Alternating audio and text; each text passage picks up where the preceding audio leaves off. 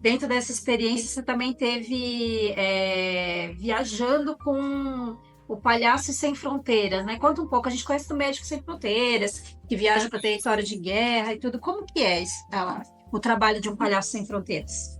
Então, o Para Sem Fronteiras é um pouco como os Médicos Sem Fronteiras, Repórteres Sem Fronteiras, né? Uma organização, nesse caso voluntária, sem fins lucrativos. Começou na Espanha, depois foi para França, tá? E hoje até no Brasil tem essa trupe aqui que faz jornadas é, de ir em situações delicadas, em situações de guerra, em situações de conflito, né? E eu Uhum, estava na França na época e estava tendo aquela guerra do Kosovo, em uhum. 1999. Então, formaram-se campos de refugiados por conta da guerra. E aí, quando eu fui convocado, né, a gente fez essa viagem que durou 2 semanas e a gente foi para lá. Era uma situação de guerra, então era bem tenso, assim, nesse sentido. Eu nunca tinha ido, então eu fiquei muito, muito, muito, muito tenso. E a gente fazia a cada dia 2 espetáculos em um campo de refugiados diferente. Uhum. Então a gente chegava, né? E isso era muito interessante, assim. Eu nunca tinha tido essa experiência, né? De você chegar primeiro num país em guerra, né? Então no caminho a gente via posto de controle, né? Tanque de guerra passando, casas, escombros, né? Marcas de tiros, metralhadoras, todo aquele cenário assim de filme mesmo. E aí a gente chegou no primeiro campo de refugiados. Né? E o que é um campo de refugiados? Ele é um grande acampamento, né? Administrado por uma ONG, normalmente, que as pessoas estão lá à espera da sua sorte, de saber o que vai acontecer com elas, né? E é muito interessante porque, normalmente, num campo de refugiado acontece muito pouca coisa, é uma rotina muito tediosa. Aí, às vezes, chega os médicos sem fronteiras, ou, né, com remédios, com mantimentos, com pequenas notícias, assim, nenhuma grande novidade. Vai chegando psicólogos. E aí, de repente, imagina que chega uma trupe, né, com os cabelos estranhos, com as caras estranhas, né, e vai saindo um trapézio, umas bolinhas, uns negócios. E aí, isso já é uma coisa muito grande para um campo, porque, e principalmente as crianças, né, são as primeiras que chegam e, nossa, o que está acontecendo? Está acontecendo? Está acontecendo? E a gente avisa, vai ter show, espetáculo, espetáculo, espetáculo. Começa a circular tal. Aí, então quando eu conto isso, eu conto que já a nossa chegada já era o início do espetáculo, mesmo antes de começar, sabe? E aí a gente fazia toda a montagem, já nessa montagem já tinha interação com as crianças, já tinha umas pequenas brincadeiras, principalmente eu que gosto assim de brincar e de fazer e tal, já fazia jogos e brincadeiras e perguntava o nome e aprendi umas coisas em albanês, né, que era a língua deles, para me comunicar um mínimo.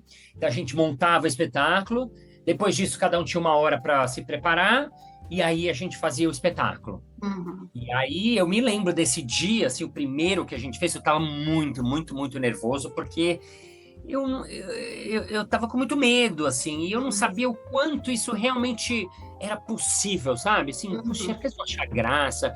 Será que eles vão rir? Lá eles falavam em albanês, o que era uma dificuldade muito grande, porque a trupe era internacional, a gente falava várias línguas, né? Tinha os franceses, espanhóis, a trapezista era inglesa, e eu do Brasil, mas albanês é uma língua que não tem nada a ver com nada, então Sim. Uhum. nossa, será que eles vão achar, meu Deus? Né?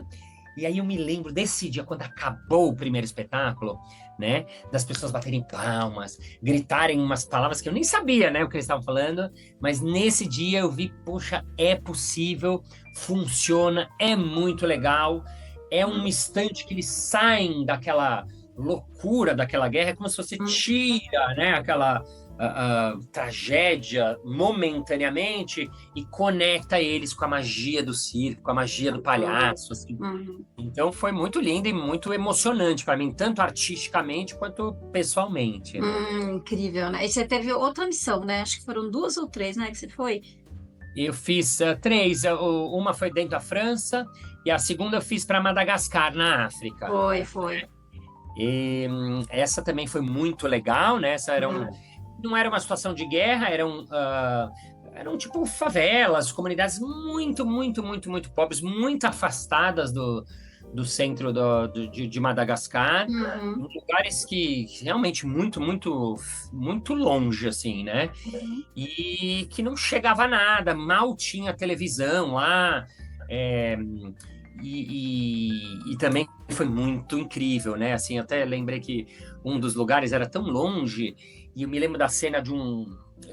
Antes desse começo, assim, que a gente ficava no meio das crianças, eles vinham pertinho, ficavam falando. Nesse lá, Madagascar, eles falam francês, então era mais fácil a comunicação.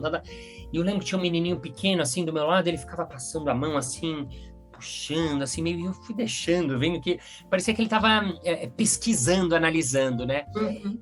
Aí eu tava achando muito curioso, e a menina da ONG que trabalha lá, que tá lá há mais tempo e tal, ela falou assim, Marcio, você sabe que acho que nós somos talvez os primeiros brancos que Ah, tenham sim. chegado aqui. Uhum. Então era uma coisa muito diferente, né, É, gente? eles, aham. Então foi muito lindo, assim, muito Uhum. especial, assim. E nesse também a gente ainda fazia uma atividade quando acabava o espetáculo. é, eu fazia uma atividade com eles, com alguns adolescentes e que são jovens adultos, para eles poderem reproduzir isso depois da nossa saída. Era como se ensinar alguns elementos, alguns truques, Legal. algumas gags, algumas coisas que a gente tem no nosso lado artístico que a gente possa deixar para eles, para depois eles colocarem lá, brincarem dentro da comunidade deles, né? Sim, Então também foi uma experiência muito forte, assim, muito bonita. sim, que incrível, né?